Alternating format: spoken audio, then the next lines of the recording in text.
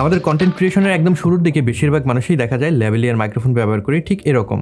এইটার একটা সুবিধা রয়েছে, সেটা হলো দামে খুবই কম এবং ভালো কোয়ালিটির অডিও আপনি এটা থেকে পেতে পারেন। তবে কিছুদিন পরে যখন আমাদের অডিও আপগ্রেডের চিন্তা চলে আসে, তখন দেখা যায় বেশিরভাগ ক্ষেত্রে আমরা শর্টগান মাইক্রোফোন কেনার একটা চিন্তা করি। তা আমি শর্টগান মাইক্রোফোন ব্যবহার করছি আমার ভিডিওগুলোর জন্য বিগত 3 বছর ধরে।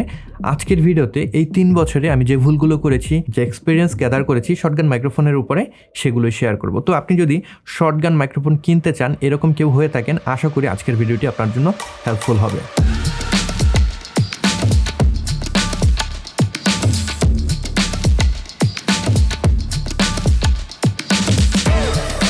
Don't get me wrong, lavalier microphone কিছু কিছু কেসের জন্য খুবই হেল্পফুল। যেরকম আপনি যদি বাইরে ভিডিও ধারণ করেন, আপনি যদি মুভমেন্টের উপরে থাকেন, সেক্ষেত্রে ওয়্যারলেস ল্যাভেলিয়ার মাইক্রোফোন খুবই ভালো একটা চয়েস হতে পারে। তবে আপনি যখন এইরকম একদম কন্ট্রোল একটা কন্ডিশনে রেকর্ড করছেন, ইনডোর কন্ডিশনে রেকর্ড করছেন, সেক্ষেত্রে আমার মনে হয় ল্যাভেলিয়ার মাইক্রোফোন থেকে আপনারা যদি অন্য কোনো মাইক্রোফোনে সুইচ করেন, বেটার কোয়ালিটির একটা অডিও পাবেন। ইভেন আপনি যদি শর্টগান মাইক্রোফোন কেনেন, সেক্ষেত্রে কিন্তু ল্যাভেলিয়ার মাইক্রোফোন থেকে আরও বেটার কোয়ালিটির অডিও পাবেন, ডাইনামিক রেঞ্জ অনেক বেটার পাবেন।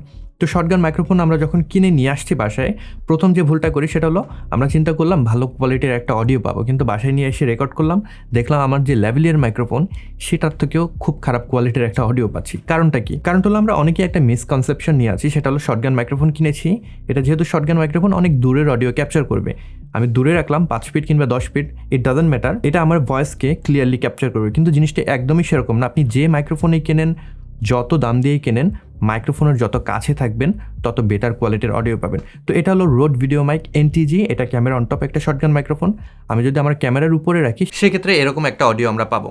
আমার থেকে ক্যামেরা খুব বেশি যে দূরে আছে সেটা না, মোটামুটি 1.5 ফিটের মতন একটা দূরত্বে রয়েছে, 1.5 ফিট দূরে রাখলে এরকম একটা অডিও পাবো। ঠিক একই মাইক্রোফোন আমি যদি বুম করে আমার মাথার জাস্ট এই জায়গায় ফ্রেমের উপরে রেখে দেই, তাহলে আপনারা ডিফারেন্সটা বুঝতে পারবেন। আমি একটু লেভেলটা যদি কমাই দিই এখান থেকে, তো এখন আপনারা সেম মাইক্রোফোনটার অডিওই শুনতে পাচ্ছেন, তবে এটা জাস্ট ফ্রেমের বাইরে এই জায়গাটায় রয়েছে। তো আমরা যদি কাছে নিয়ে আসি মাইক্রোফোনটাকে খুব, সেক্ষেত্রে কিন্তু অডিও ড্রামেটিক্যালি ইমপ্রুভ হবে। সো যে মাইক্রোফোনই আপনি ব্যবহার করবেন, চেষ্টা করবেন মাইক্রোফোনটা সব সময় আপনার যত কাছে নিয়ে আসা যায় নিয়ে আসার, তাতে করে বেটার কোয়ালিটির একটা অডিও আপনারা কিন্তু পাবেন। তো ভিডিওর এই পর্যায়ে আমি মেলোডি অ্যান্ড কংকে ধন্যবাদ দিতে চাই আজকের ভিডিওটা স্পন্সর করার জন্য।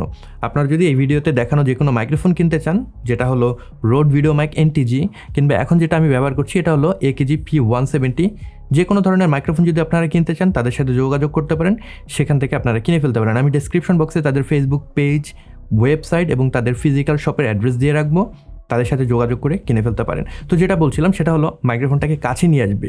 এই কাছে নিয়ে আসার বিষয়টা যখন চলে আসে, তখনই চলে আসে আসলে কীভাবে এটাকে আমি মাউন্ট করব।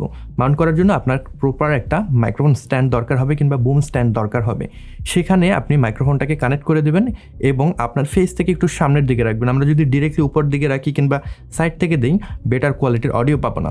যদি আমাদের ফেস থেকে মোটামুটি 5-6 ইঞ্চি সামনে থেকে বুকের দিকে মাইক্রোফোনটাকে ডিরেক্ট করে দিই, তখন সামনের দিকে আমরা যখন ফিরে কথা বলবো, বেটার কোয়ালিটির একটা অডিও ক্যাপচার করতে পারবে। কারণ আমরা যখন কথা বলি, আমাদের মুখ থেকে অডিওটা কিন্তু সামনের দিকে ফ্লো করছে। যদি মাথার উপরে রাখি কিংবা যদি আমরা সাইড থেকে দিই, সেক্ষেত্রে কিন্তু ওই অডিওটা সুন্দরভাবে ক্যাপচার করতে পারবে না। প্রপার পজিশনটা হলো আপনার জাস্ট ফেস থেকে একটু সামনের দিকে নিয়ে যেতে হবে এবং মাইক্রোফোনটাকে বুকের সোজাসুজি আপনি ডিরেক্ট করে দিলে বেটার কোয়ালিটির একটা অডিও পাবেন। এখন একটা বিষয় চলে আসে, সেটা হলো শর্টগান মাইক্রোফোন। শর্টগান মাইক্রোফোনের একটা সমস্যা আছে, সেটা হলো এটা আউটডোরের জন্য খুবই ভালো। আপনি যখন আউটডোরে রেকর্ড করবেন, আপনার ভয়েসটা ক্যাপচার করছে, সাইডে এবং পেছন থেকে যে অডিওগুলো আসছে সেগুলোকে ক্যান্সেল করে দেবে। সেটা কীভাবে কাজ করে আপনারা যদি লক্ষ্য করেন, সামনের দিকে দেখবেন শর্টগান মাইক্রোফোনের এই ওপেনিং দিয়ে আমাদের অডিওটা প্রবেশ করছে, এখান দিয়ে যে অডিওটা প্রবেশ করবে সেটা সুন্দরভাবে ক্যাপচার করবে। কিন্তু যখন কোনো অডিও এই সাইডে যে ইন্টারফারেন্স টিউব রয়েছে এটা দিয়ে প্রবেশ করবে, এটার কনস্ট্রাকশন এমনভাবে করা হয়েছে, ডিজাইনটা এমনভাবে করা হয়েছে, এই দিক থেকে যে অডিওগুলো প্রবেশ করবে কিছুটা ডিলেতে আমার ক্যাপসুলে গিয়ে পৌঁছাবে। এখান দিয়ে যেটা পৌঁছছে সেটা থেকে একটু ডিলে করে এটা ক্যাপসুলে গিয়ে প্রবেশ করে। সেক্ষেত্রে যেটা হয়, ফেস প্রপার্টি কাজে লাগিয়ে এখান দিয়ে প্রবেশকৃত অডিওগুলোকে মেইন অডিও থেকে বাদ দিয়ে দেওয়া হয় এবং আমরা ক্লিন একটা অডিও পাই। অডিও যে রিজেকশন সেটা বেটার ওয়েতে করে। এখন ইনডোরে যখন আমরা রেকর্ড করছি, আপনার রুম যদি ওয়েল ট্রিটেড না থাকে, সেক্ষেত্রে কিন্তু এটা একটা প্রবলেম হতে পারে। আপনি যদি ইকোই কোনো রুমে শর্টগান মাইক্রোফোন ব্যবহার করেন, আপনি যখন কথা বলছেন এখান দিয়ে প্রবেশ করা অডিওটা তো ক্যাপসুল রেকর্ড করছেই, তবে ওয়ালে রিফ্লেক্ট করে যে অডিওগুলো আসছে সেগুলো কিন্তু প্রবেশ করবে ইন্টারফারেন্স টিউব দিয়ে। ইন্টারফারেন্স টিউব দিয়ে আপনার ভয়েসের কিছু ফ্রিকোয়েন্সি যদি প্রবেশ করে, সেক্ষেত্রে কী হবে, মেইন যে আপনার ভয়েস ফ্রিকোয়েন্সি রয়েছে সেখান থেকে কিন্তু বাদ দিয়ে দেবে। সেই ক্ষেত্রে আপনারা কিন্তু বেটার অডিও পাবেন না, মাডি একটা অডিও পাবেন, কিছু ফ্রিকোয়েন্সি মিসিং থাকবে। এই কারণে ইকোই রুমে কিন্তু শর্টগান মাইক্রোফোন ব্যবহার করা যাবে না, সেক্ষেত্রে খুবই খারাপ কোয়ালিটির অডিও পাবেন।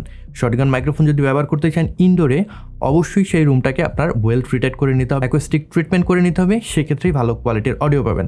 এখন আপনার যদি সেই সুযোগ না থাকে অ্যাকোস্টিক ট্রিটমেন্ট করার, সেক্ষেত্রে যেটা করতে পারেন, আমি যে মাইক্রোফোনটা ব্যবহার করছি এখানে AKG P170, খুব শীঘ্রই এটা রিভিউ আসবে।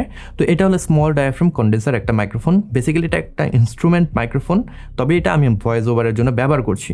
তো এই ধরনের মাইক্রোফোনগুলো আপনারা ব্যবহার করতে পারেন। এই মাইক্রোফোনের যে সুবিধা সেটা হলো এইটাতে কোনো ইন্টারফারেন্স টিউব নেই, শুধুমাত্র সামনে দিয়ে যে প্রবেশ করা অডিওটা রয়েছে সেটাই প্রবেশ করছে, এবং এটা যে পোলার প্যাটার্ন সেটা হলো কার্ডিয়াক পোলার প্যাটার্ন, সামনের অডিওটাকেই ভালোভাবে ক্যাপচার করে। তবে ইন্টারফারেন্স টিউব না থাকার কারণে আমার যে ভয়েসের ফ্রিকোয়েন্সি সেটা কিন্তু আর ক্যান্সেল হচ্ছে না। তো আমি বেটার ডাইনামিক রেঞ্জ পাচ্ছি, ভালো কোয়ালিটির অডিও পাচ্ছি।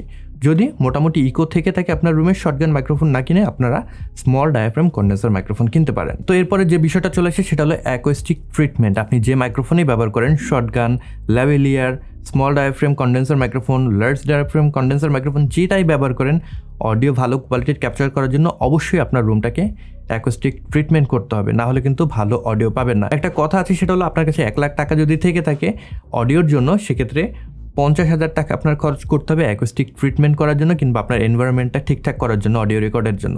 আর বাকি 50,000 টাকা আপনি খরচ করবেন মাইক্রোফোন কিংবা অন্যান্য অডিও গিয়ার কেনার জন্য। তো এই রুলটা যদি আপনারা ফলো করেন অবশ্যই ভালো একটা রেজাল্ট পাবেন। ওই মূল কথাটা হলো আপনার রুমটাকে অবশ্যই অ্যাকোস্টিক ট্রিটমেন্ট করতে হবে। এই সংক্রান্ত বেশ কিছু ভিডিও রয়েছে আমার, আপনি চাইলে প্রফেশনাল অ্যাকোস্টিক ট্রিটমেন্ট করতে পারেন কিংবা DIY অ্যাকোস্টিক ট্রিটমেন্ট করতে পারেন।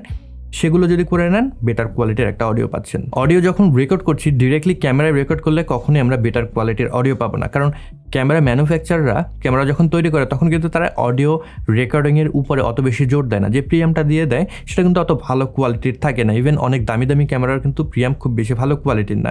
সেই ক্ষেত্রে অডিও রেকর্ডের জন্য অবশ্যই আপনারা এরকম একটা অডিও রেকর্ডার কিংবা অডিও ইন্টারফেসে ইনভেস্ট করতে পারেন। তো এরকম অডিও রেকর্ডের সুবিধাটা কি? সুবিধাটা হলো আপনি যখন কোনো অডিও রেকর্ডার ডেডিকেটেড ব্যবহার করছেন, এটার যে প্রিয়াম সেটা বেটার কোয়ালিটির হয়ে থাকে।